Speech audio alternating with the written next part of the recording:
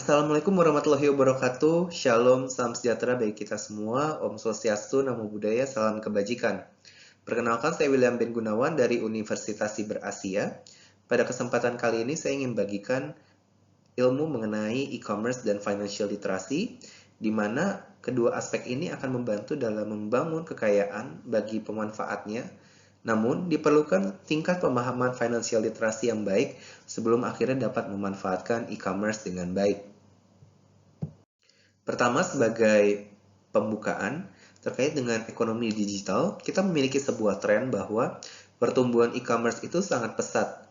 Kita kenal di Indonesia ada berbagai macam e-commerce, seperti Tokopedia, Shopee, Blibli, Bukalapak, dan sebagainya.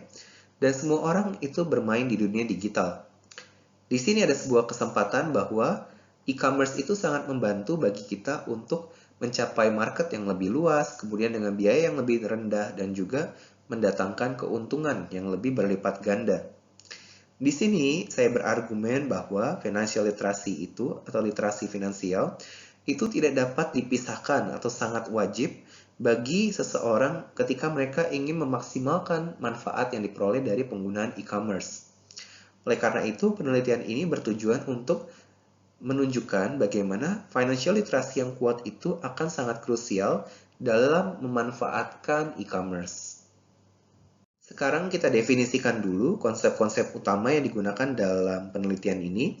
Yang pertama, e-commerce itu adalah aktivitas jual beli barang atau jasa menggunakan internet, dan dilakukan juga adalah mentransfer uang dan juga data untuk melakukan transaksi tersebut. Beberapa fitur utama dari e-commerce itu adalah jangkauan global, lalu ketersediaan 24 jam, kemudian juga pengurangan atau efisiensi dari biaya-biaya overhead karena tidak diperlukan infrastruktur fisik, dan juga data yang digunakan untuk transaksi ini dapat ditarik untuk dijadikan sebuah wawasan melalui analisis terhadap data atau data analysis. Kemudian untuk financial literacy, kita ketahui bahwa literasi finansial adalah kemampuan untuk memahami dan menggunakan berbagai kemampuan finansial secara efektif. Di sini ada berbagai macam bentuk financial literacy, misalkan untuk budgeting dan manajemen arus kas, kemudian juga bagaimana untuk menabung dan juga berinvestasi, bagaimana memitigasi risiko, dan juga bagaimana mengatur hutang ataupun struktur modal. Nah, dalam membahas mengenai e-commerce dan juga financial literacy, ada dua grand teori atau teori utama yang saya gunakan. Pertama itu adalah human capital theory, di mana investasi itu pastinya akan meningkatkan produktivitas dan juga potensi pendapatan di masa depan. Dan di sini investasi yang kita masuk adalah ketika seseorang mempunyai kemampuan atau financial literacy yang baik. Tingkat financial literasi yang lebih tinggi itu akan mendukung atau mendorong adanya perencanaan strategis, kemudian manajemen resiko, pembuatan keputusan investasi, dan juga performa penjualan di e-commerce itu akan lebih baik. Oleh karena itu, Human Capital Theory berkata bahwa investasikanlah dengan mempelajari kemampuan finansial atau financial literacy yang baik, agar nantinya dalam menggunakan e-commerce, kamu akan mendapatkan manfaat yang lebih baik. Kemudian dari segi resource-based view, literasi finansial ini dianggap sebagai sebuah sumber daya, sebuah kemampuan yang sulit untuk dijiplak atau ditiru, dan juga adalah sebuah sumber daya yang sangat berharga.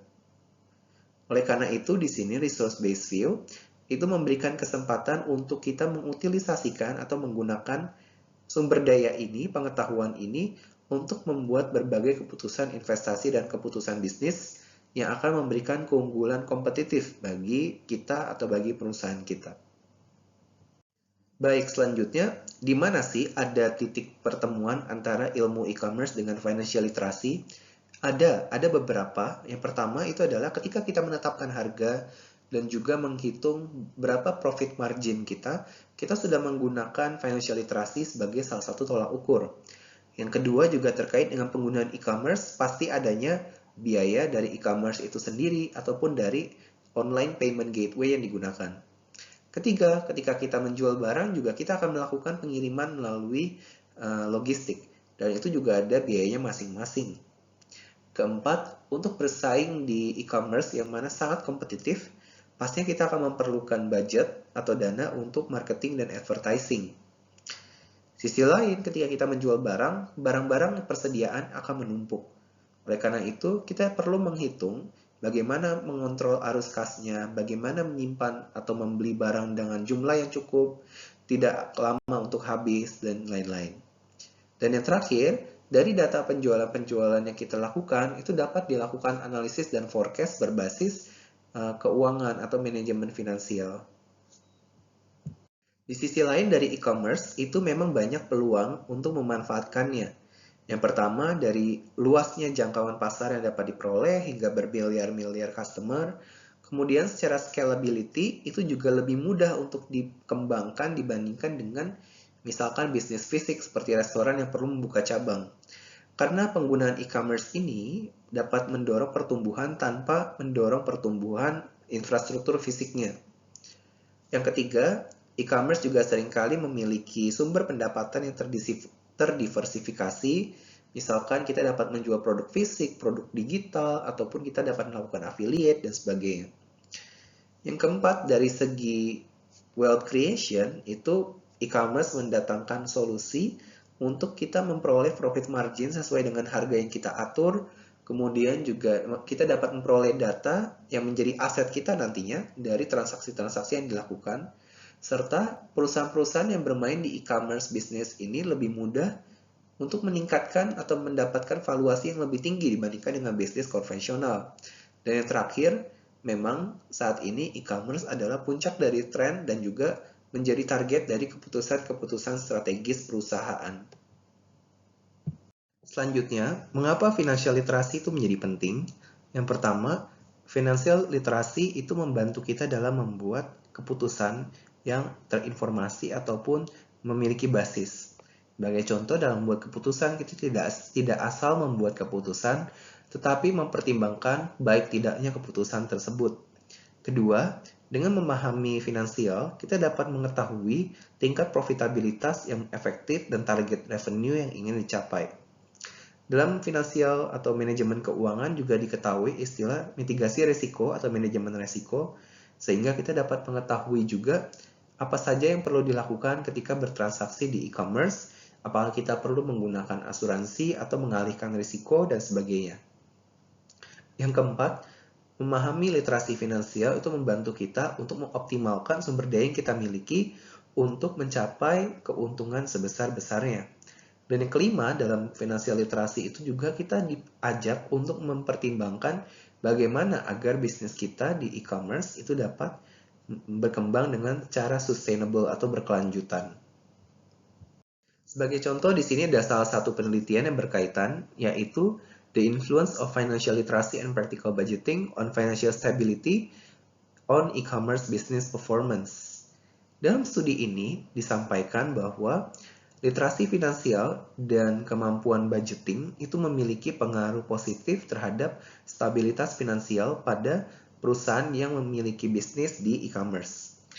Dan aplikasi dari literasi finansial itu membantu individu untuk membuat keputusan finansial yang lebih bijak, serta membantu dalam proses budgeting, manajemen sumber daya alam, dan lain-lain. Studi lain yaitu The Role of Financial Literacy and Digital Innovation in Enhancing SME Performance itu juga menunjukkan bahwa literasi finansial dan inovasi digital itu memiliki pengaruh yang signifikan terhadap performa UMKM. Lalu, juga disebutkan juga dalam penelitian ini bahwa platform e-commerce itu tidak serta-merta meningkatkan jumlah penjualan kecuali si pembisnis itu menguasai kemampuan atau ilmu terkait dengan penetapan harga, lalu juga sistem dan juga reliabilitas terhadap penggunaan e-commerce itu sendiri. Jadi pemahaman dari pembisnis itu juga penting sebelum memanfaatkan e-commerce. Yang ketiga, dari penelitian Bridging the Digital Financial Divide, the relationship between Chinese farmers' e-commerce adoption, intentions, and financial literacy, itu disebutkan bahwa pengetahuan terhadap produk finansial, pemahaman terhadap risiko finansial, kemampuan terhadap kontrol finansial, dan kesadaran konsumen itu mempengaruhi intensi untuk mengadopsi atau menggunakan e-commerce. Artinya apa? Literasi finansial itu tidak hanya penting untuk memaksimalkan manfaat dari e-commerce, tetapi ketika kita mempelajari terlebih dahulu literasi finansial ini, maka ada kemungkinan bahwa kita akan semakin tertarik untuk menggunakan e-commerce karena kita memahami resikonya dan juga kita mengetahui dengan pasti apa saja keuntungan yang ditawarkan dari penggunaan e-commerce. Namun, perlu kita pahami juga bersama bahwa ada resiko-resiko atau kerugian yang dapat timbul ketika kita tidak menguasai literasi finansial dengan baik. Yang pertama, kesalahan penetapan harga atau mispricing. Yang kedua, kesulitan mengatur arus kas. Yang ketiga, bisa saja kita mengambil hutang yang berlebihan. Yang keempat, kita tidak memperhatikan biaya-biaya yang timbul dari transaksi dengan menggunakan e-commerce dan payment gateway, yang mana nantinya biaya-biaya ini dapat menumpuk dan mengikis laba bersih yang kita peroleh. Yang kelima, mungkin ketika kita berjualan, kita tidak akan melakukan reinvestment ketika kita tidak memahami literasi finansial. Dan yang keenam, sesuai tadi disebutkan bahwa dalam dunia keuangan ada istilah manajemen resiko, kita perlu memahami resiko-resiko terkait dengan penggunaan e-commerce, baik itu terkait dengan penipuan ataupun terkait dengan keamanan dan sebagainya. Oleh karena itu, e-commerce menawarkan berbagai peluang untuk membangun kekayaan dan juga meningkatkan penjualan. Teori-teori utama seperti Human Capital Theory dan Resource-Based View itu mendukung literasi finansial sebagai aset utama yang sangat penting. Literasi finansial juga merupakan skill yang sangat penting untuk memahami kompleksitas bisnis online. Financial literasi juga menjadi jembatan yang menghubungkan antara potensi dan juga keberhasilan dalam penggunaan e-commerce. Oleh karena itu, di sini kita diajak untuk berinvestasi atau mempelajari ilmu-ilmu terkait keuangan, terutama bagi diri kita sendiri ataupun bagi tim kita. Yang kedua, diperlukan prioritas terhadap perencanaan keuangan yang baik dan juga analisis yang mendalam sebelum kita menggunakan e-commerce. Dan yang ketiga, pastikan juga bahwa literasi finansial yang kita miliki atau kita pelajari nantinya akan menjadi sebuah sumber keunggulan kompetitif, yang mana mungkin tidak orang lain punya. Demikian yang dapat saya sampaikan mengenai e-commerce dan literasi finansial. Semoga bermanfaat. Terima kasih telah mendengarkan sharing saya. Sampai jumpa di video-video selanjutnya. Wassalamualaikum warahmatullahi wabarakatuh. Shalom, salam sejahtera bagi kita semua. Om Shanti Shanti Om, Namo Buddhaya, salam kebajikan. Terima kasih.